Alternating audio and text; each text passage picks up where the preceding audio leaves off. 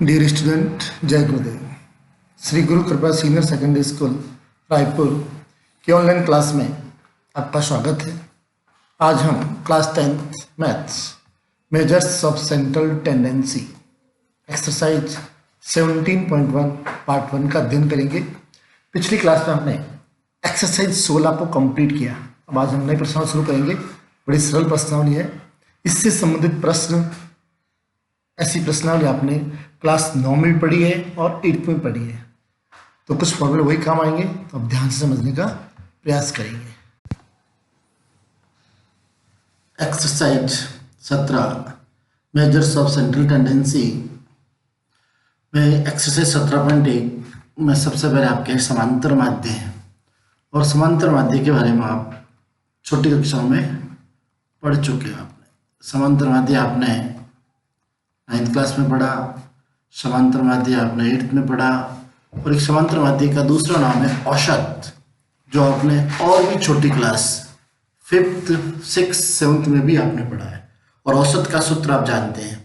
औसत ज्ञात करने का सूत्र क्या है? आपने पढ़ा है राशियों का योग बटा राशियों की संख्या।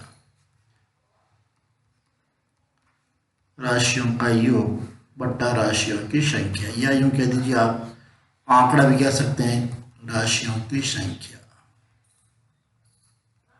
तो यदि हम राशि को चर x से लिखें, किससे लिखें? चर x से लिखें, तो यहां तथा राशियां कितनी हो? राशियां n राशियां हो, चर n हो, तो ये सूत्र बन जाएगा। यहां पर औसत लिख सकते हैं, समांतर माध्य लिख सकते हैं। तो मैं यहां लिखता हूं समांतर माध्य, और समांतर माध्य को गणित में x बार, क्या पढ़ेंगे इसको? x बार से लिखते हैं। इसलिए x bar is equal to राशियां यहां है x, राशियां कितनी है? n। तो इन सब का योग करेंगे, x1 plus x2 plus x3 plus up to dash dash xn upon इन सभी राशियों का संख्या कितनी है? n। तो n का भाग लग जाएगा। अब इन सभी राशियों को योग की विस्तार के रूप में ऐसे लिखते हैं, और यहाँ एक शॉर्ट में लिखने की भी ट्रिक्स है, तरीका है, वो है x bar is equal to, इस प्रकार का एक निशान है, और इसको बोलते हैं सिग्मा। क्या बोलते हैं? सिग्मा। जिसको हिंदी में लिख सकते हैं आप इस प्रकार, सिग्मा बोलते हैं इसको। तो आप इसको सिग्मा पढ़े। x bar is equal to sigma xi upon n। इसका मतलब ये हुआ x के जितने भी मान है, चर के जितने भी मान है, जितनी भी राशियां दे रखी, इन सब का योग करना है और उन राशियों की संख्या का भाग लगाना है। इससे संबंधित प्रश्न है आपके एक्सरसाइज में, उनको हम करते हैं। एक्सरसाइज का प्रश्न संख्या 1 हम हल करेंगे। देखिए, तो हम यहाँ पर प्रश्न संख्या 1 करते हैं। तो ये प्रश्न संख्या 1 यहाँ हल करते हैं हम। पढ़िए प्रश्न संख्या 1 क्या है। प्रश्न संख्या 1 आपके सामने, यदि एक कक्षा के गणित विषय में 10 छात्रों के प्राप्तांक, छात्र कितने हैं? 10 छात्र का मतलब आंकड़ों की संख्या 10 हो गई। n is equal to 10। Next, प्राप्तांक जो यहाँ चर है, x के मान है, वो कितने दे रखे हैं? 52, 75, 40, 70, 43, इस प्रकार 10 आंकड़े दे रखे हैं। तो समांतर माध्य ज्ञात कीजिए। तो यहाँ x के सारे मान दे रखे हैं। समांतर माध्य का सूत्र लिखेंगे सीधा हम। सूत्र यहाँ पर x bar is equal to sigma x i, या x भी लिख सकते हैं, अपॉन n। तो सिग्मा x का मतलब जो x दे रखे हैं, आंकड़े दे रखे हैं, सबका योग करना है। तो योग करेंगे हम यहाँ पर। पहला आंकड़ा 52 प्लस दूसरा आंकड़ा 75 plus 40 plus 70 plus 43 plus, next आंकड़ा इसके आगे लिखेंगे, आगे जगह नहीं इसलिए इसके नीचे लिखता हूँ, 43 plus 40 plus 65 plus 35 plus 48 plus 52, इन सभी 10 आंकड़ों को जोड़ना है, बट्टा आंकड़े 10 है इसलिए बट्टा क्या आएगा? 10। अब इन सबको हम जोड़ते हैं, जोड़ेंगे इन सब आंकड़ों को हमने क्रम से लिखकर जोड़ते हैं तो इनका योग आता है 520/10, 0 से 0 इज इक्वल टू 52। तो इस प्रश्न का माध्य आया है, समांतर माध्य आया है x bar is equal to 52। यही इस प्रश्न का आंसर है। आपको समझ में आ गया, बहुत सरल है। वैसा ही प्रश्न है जैसे कि आपने पूर्व कक्षाओं में पढ़े हैं। अब आगे बढ़ेंगे हम क्वेश्चन नंबर 2। तो क्वेश्चन नंबर 2 क्या दे रखा है, एक विद्यालय के सहायक कर्मचारियों का मासिक वेतन। तो मासिक वेतन दे रखा आपको 1720, 1750, 1760, 1710 रुपए है। तो समांतर माध्य ज्ञात कीजिए। तो यहाँ देखो कर्मचारी कितने हैं, 4, 1 2 3 4। तो यहाँ लिख सकते हैं हम n इज इक्वल टू 4। वेतन दे रखा आपको यहाँ पर, वेतन को आप क्रम से लिख सकते हैं। पहले इसको x1 है 1720, दूसरे कर्मचारी का वेतन इसको x2 लिखेंगे 1750, x3 1760, x4 1710। तो ये समांतर माध्य ज्ञात करना, समांतर माध्य का सूत्र लगाएंगे हम यहाँ पर। समांतर माध्य का सूत्र है x bar is equal to sigma x upon n, सभी दिए गई राशियों का योग। तो राशियां दे रखी है 1720 प्लस 1750 प्लस 1760 प्लस 1710 बट्टा राशियां कितनी है 1 2 3 4 बट्टा 4। इन सबको जोड़ो, इन सब का योग होता है आपके 6940 बट्टा 4। तो 6940 में 4 का भाग लगाएंगे तो आएगा 1735। तो एक कर्मचारी का समांतर माध्य जो आएगा यहाँ पर, तो लिख सकते हैं x bar is equal to 1735 रुपए। और ये इस प्रश्न का आंसर है। समझ में आ गया होगा आपको। क्वेश्चन नंबर 3, तीसरा प्रश्न क्या देखिए आप। प्रश्न नंबर 3 है यहाँ पर, यदि 3485x 321 अंकों का समांतर माध्य 4 हो तो x का मान ज्ञात कीजिए। तो देखिए अभी प्रश्न संख्या 1 किया हमने, प्रश्न संख्या 2 किया। दोनों ही प्रश्नों में हमने समांतर माध्य ज्ञात किया, x बार ज्ञात किया, जबकि इस प्रश्न में आपको समांतर माध्य दिया हुआ है। उसका उल्टा प्रश्न है, सूत्र वही काम आएगा परंतु समांतर माध्य दिया हुआ x का मान ज्ञात करना। x मतलब एक चर का मान ज्ञात करना। तो हमें यहाँ क्या दे रखा है, प्रश्न 3 में आपको दे रखा समांतर माध्य है x bar is equal to आपको दे रखा है 4, और हम x बार का सूत्र जानते हैं, x bar is equal to sigma x upon n। x bar का मान लिखते हैं 4 is equal to sigma x, मतलब दिए गए x के सभी मानों को जोड़ते हैं। जोड़ो 3 plus 4 plus 8 plus 5 plus x plus 3 plus 2 plus 1 upon, अभी आपने कितने काउंट कर लो, 1 2 3 4 5 6 7 8, तो आ गया अपॉन 8। अब हम इसको तीसरा गुणा करेंगे तो ये जाएगा 4 इंटू 8 इज इक्वल टू, इन सबको जोड़ो, कितना आएगा जोड़ने पर, इन सबको जोड़ने पर आएगा आपके 26, इन सब का योग आएगा 26 प्लस x। अब इनका गुणा करते हैं, 32 is equal to 26 plus x, तो x is equal to 32 minus 26 is equal to 6, that x is equal to 6। यही इस प्रश्न का आंसर है। समझ में आ गया होगा। नेक्स्ट हम करते हैं क्वेश्चन नंबर 4। क्वेश्चन नंबर 4 क्या देखिए आप, पढ़ो 4 प्रश्न 4 को। प्रश्न 4 है, क्रिकेट के एक खिलाड़ी ने 10 पारियों में क्रमशः रन बनाए तो उसके इन पारियों के रनों का औसत ज्ञात कीजिए। औसत ज्ञात करना है, समांतर माध्य ज्ञात करना है। तो सब जैसा प्रश्न संख्या 1 किया हमने, जैसे प्रश्न संख्या 2 किया है वैसे ही करना है।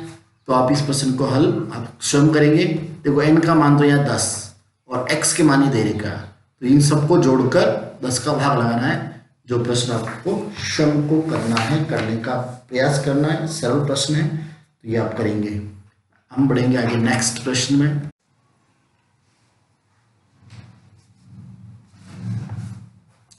क्वेश्चन नंबर 5, एक मासिक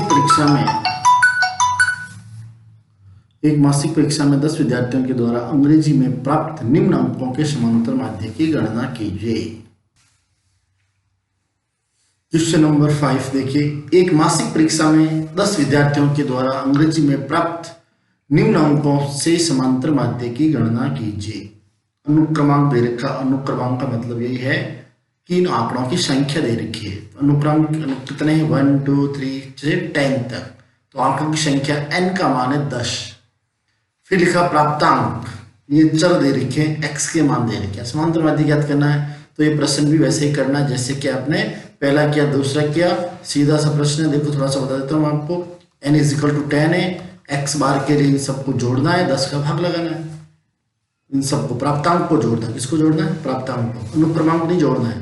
अनुक्रमांक से तुमने केवल n का मान लेना है, n = 10 और x के मानों को जोड़ना है, तो हो जाएगा। क्वेश्चन नंबर 5 आप खुद करेंगे। 6, एक विद्यालय के पुस्तकालय से 10 दिन में छात्रों को दी गई पुस्तकों की संख्या निम्नलिखित है। तो यहाँ प्रश्न संख्या 6 में भी आपको क्या दे रखा है? n का मान दे रखा है 10 और x का मान ये दिया हुआ है, और औसत ज्ञात करना। औसत का मतलब वही समांतर माध्य ज्ञात करना, जिसका सूत्र x बार बराबर सिग्मा x/n। सिग्मा x में इन सबको जोड़ना है, दी गई संख्याओं को जोड़ना है, 10 का भाग लगाना है। तो ये प्रश्न भी वैसे ही जैसे पांचवा प्रश्न करना है। तो पांचवा छठा प्रश्न, आप दोनों प्रश्न आप खुद करने का प्रयास करेंगे। अब हम बढ़ते हैं आगे क्वेश्चन नंबर 7 में।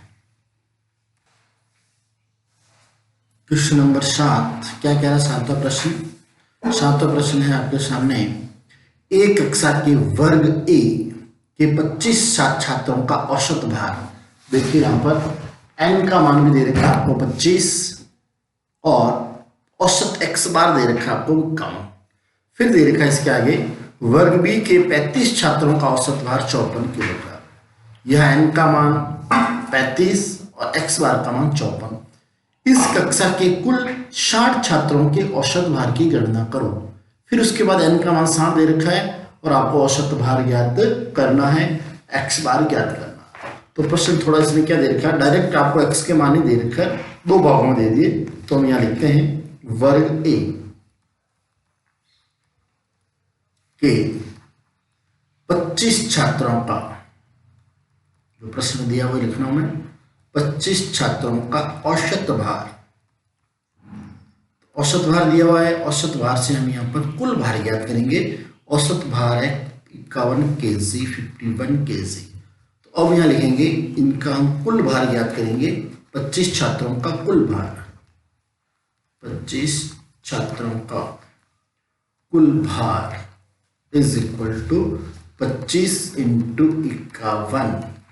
25 का 51 से गुणा करेंगे, तो 25 का 51 से गुणा करने पर यह आएगा आपके 1275 kg। नेक्स्ट इसी प्रकार हम वर्ग बी के कितने छात्र हैं? 35 छात्र हैं। तो 35 छात्रों का औसत भार दे रखा आपको 54 kg। अब हम यह निकालेंगे कुल भार, तो 35 छात्रों का कुल भार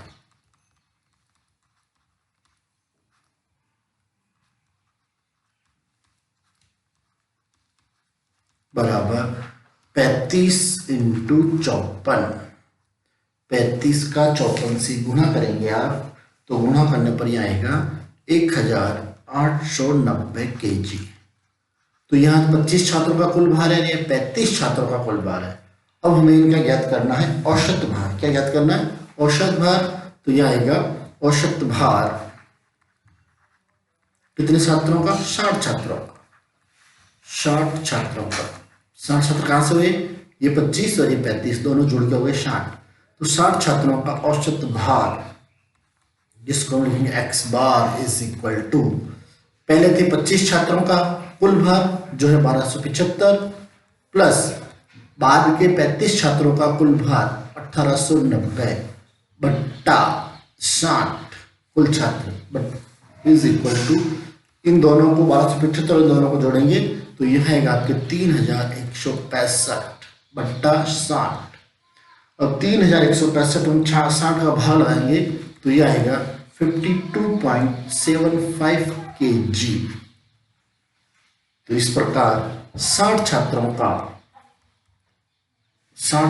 का औसत भार आया आपके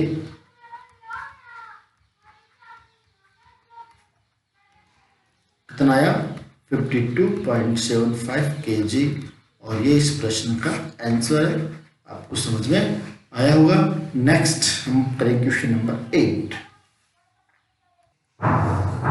क्वेश्चन नंबर 8, 5 संख्याओं का औसत भार 18 है। यदि एक संख्या हटा दी जाती है तो औसत भार 16 है, तो हटाई गई संख्या ज्ञात कीजिए।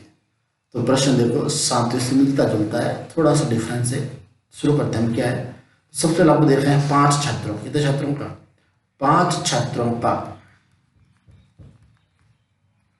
औसत देखिए आपको 18। तो 5 छात्रों का कुल भार क्या होगा, 5 छात्रों का कुल हो जाएगा 5 × 18 = 90। फिर एक संख्या हटा दी गई है, एक संख्या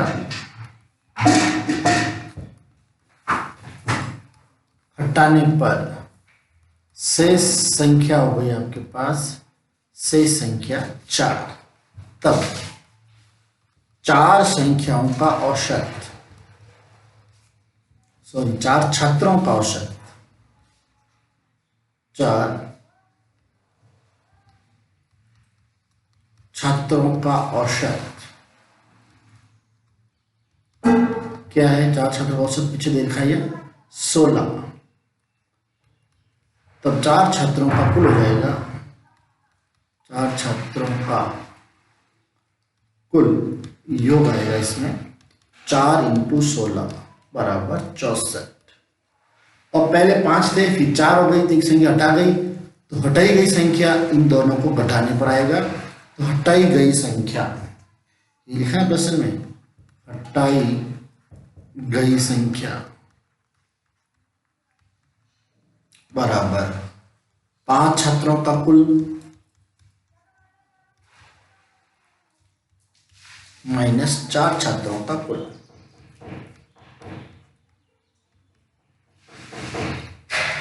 5 का कुल कितना था, 90 और इनका है 64। तो 90 में से 64 घटाएंगे तो ये आ जाएगा आपके 26। हटाई गई संख्या यहाँ आ गई 26 और ये इस प्रश्न का आंसर है, जो आपको समझ में आ गया होगा। अब आगे बढ़ेंगे क्वेश्चन नंबर 9 और 10।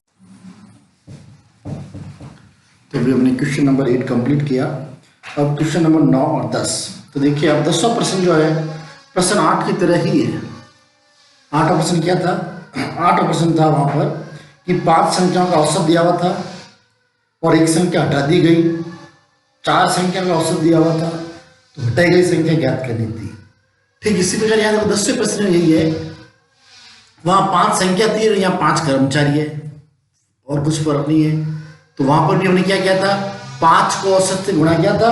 तो यहाँ पर आपको क्या करना है, 5 कर्मचारियों का औसत लिखना पहले, फिर 5 कर्मचारियों का कुल वेतन ज्ञात करना है। 5 × 3000 = 15,000। फिर उसके बाद सेवानिवृत्त कर्मचारी के बाद शेष कर्मचारी कितने हो जाएंगे, 4।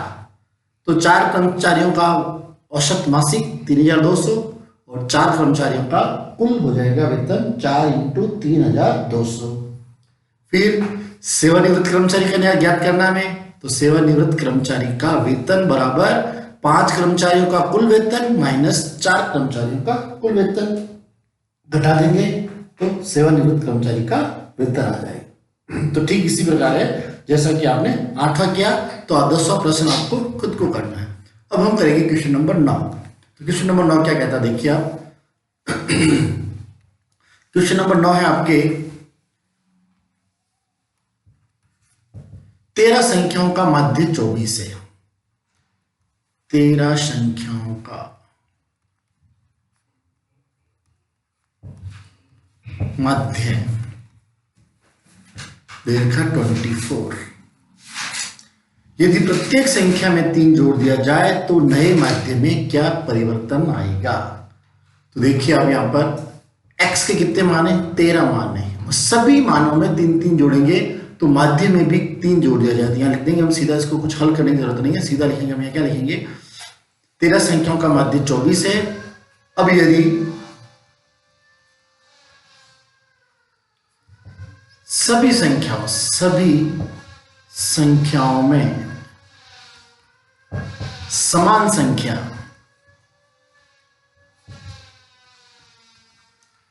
संख्या 3 जोड़ दी जाए तो माध्य में भी 3 जोड़ दिया जाएगा, अर्थात नया माध्य हो जाएगा। पुराना माध्य आपके पास 24 है, नया माध्य हो जाएगा 24 + 3 = 27। और यही इस प्रश्न का आंसर है। आपको समझ में आ गया होगा। इसी के साथ प्रश्नावली 17.1 कंप्लीट। अब आपको 17.1 से संबंधित उदाहरण जो है, आप किताब में उदाहरण दे रखे हैं, उन उदाहरणों को आपको इन प्रश्नों के आधार पर ही समझकर प्रयास करके करने का प्रयास करना है। नेक्स्ट वीडियो में हम नेक्स्ट क्लास में पढ़ेंगे प्रश्नावली 17.2। थैंक्स।